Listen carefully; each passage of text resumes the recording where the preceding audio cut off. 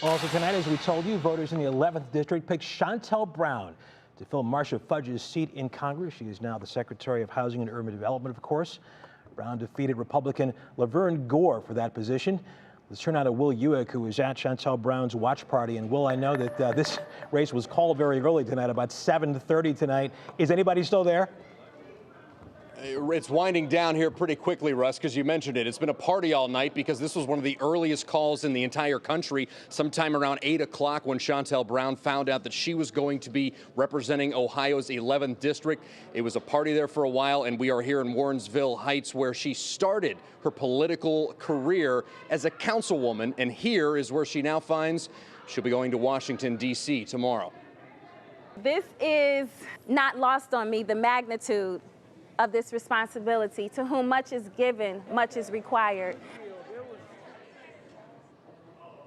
Brown will be replacing former Representative Marcia Fudge in Ohio's 11th. Fudge held the seat for nearly 13 years before she was tapped by President Biden to become the housing chief.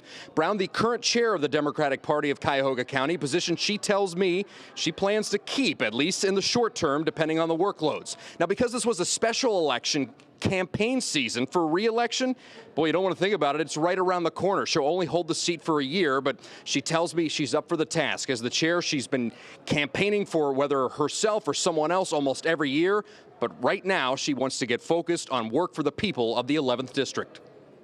Continue to focus on the priorities that I campaigned on, which are health care, jobs, and justice. And in that justice category, also combating the gun violence that we've been dealing with. My goal is, again, to make sure the people of the 11th get the relief and the recovery that they need, that they so desperately need.